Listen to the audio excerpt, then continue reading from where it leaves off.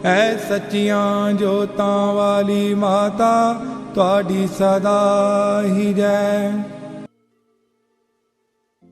नमस्कार दोस्तों, स्वागत है आपका हमारे YouTube चैनल में। आज के इस वीडियो में हम आपके लिए अंबिकापुर की इन्फॉर्मेशन लेके आए हैं। आप सभी को अवगत कराते चलें। अभी अंबिकापुर रेणुकूट रेलवे लाइन में रेल संघर्ष समिति ने रेल लाइन निर्माण की मांग को लेकर पदयात्रा शुरू की थी और अंबिकापुर रेणुकूट नई रेल लाइन की मांग को लेकर समिति के पदाधिकारी और कार्यकर्ताओं ने रेणुकूट से अंबिकापुर तक पदयात्रा निकाली थी।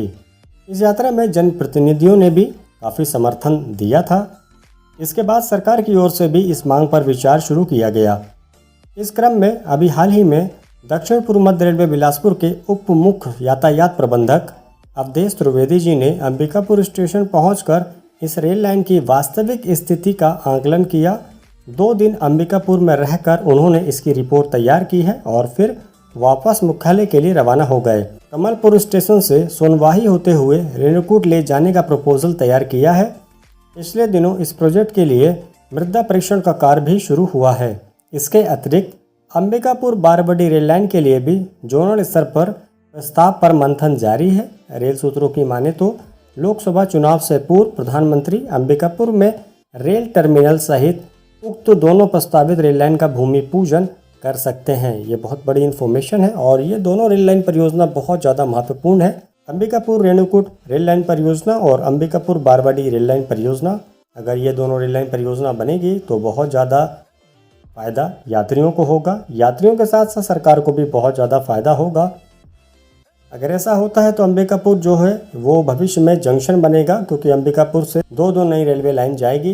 अंबिकापुर जब जंक्शन होगा तो अंबिकापुर रेलवे स्टेशन को काफ़ी विकसित किया जाएगा और नई ट्रेनें जो होंगी जो कि शुरू होंगी अंबिकापुर से, क्योंकि अंबिकापुर में वैसे भी ट्रेनों की बहुत ज़्यादा कमी है। इस वजह से ये बहुत ज़रूरी है कि अंबिकापुर में रेल सुविधाओं का विस्तार हो, रेलवे लाइन सुविधाओं का विस्तार हो, ताकि यात्रियों को किसी भी प्रकार की कोई भी दिक्कत ना हो सके। क्योंकि रेणुका सिंह जी के प्रयासों से अंबिकापुर निज़ामुद्दीन ट्रेन को चलाया गया था। हालांकि इस ट्रेन में कोच कंपोजिशन से यात्री खुश नहीं थे। हालांकि फिर थोड़ा सा संशोधन हुआ, लेकिन अभी भी यात्री संतुष्ट नहीं है।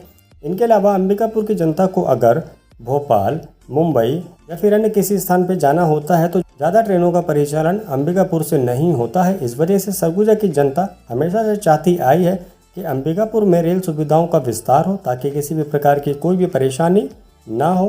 क्षेत्र के लोगों के द्वारा हमेशा ही रेल सुविधाओं पर ज़्यादा जोर दिया है, लेकिन अभी तक किसी भी प्रकार की कोई भी सकारात्मक कार्रवाई नहीं की गई है।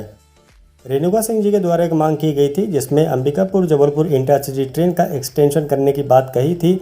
यानी कि उनके द्वारा मांग की गई थी कि अंबिकापुर जबलपुर इंटरसिटी ट्रेन को अगर इतवारी तक एक्सटेंशन कर दिया जाए तो बहुत ही ज़्यादा राहत होगी सरगुजा वासियों के लिए वाया नैनपुर गोंदिया बालाघाट के रास्ते, लेकिन ऐसा नहीं हो पाया। इनके अलावा अंबिकापुर से इंदौर के लिए भी एक सीधी ट्रेन चलाने की मांग की गई थी कि अंबिकापुर से भोपाल के रास्ते इंदौर के लिए एक नई ट्रेन को शुरू किया जाए वाया कटनी बीना सागर के रास्ते, लेकिन इस मांग पर भी अभी कोई भी कार्रवाई नहीं की गई। ऐसी बहुत सारी मांग है जो कि सरगुजा वासियों के द्वारा की जाती हैं। अब देखिए क्या नतीजा निकल के आता है। तो फिलहाल आप सभी जुड़े रहिए हमसे हमारे YouTube चैनल द रेलवे ज्ञानी के माध्यम से। तो फिलहाल जैसे ही किसी भी प्रकार की कोई भी लेटेस्ट इन्फॉर्मेशन आएगी वीडियो के माध्यम से आपको जरूर अवगत कराएंगे। बस आज के वीडियो में इतना ही। बहुत बहुत शुक्रिया वीडियो देखने के लिए। वीडियो अगर पसंद आए तो वीडियो को लाइक कीजिएगा, चैनल को सब्सक्राइब कीजिएगा और कमेंट करके बताइएगा वीडियो आपको कैसे लगी और क्या है आपका सुझाव। मिलते हैं अगली वीडियो में। Bye bye.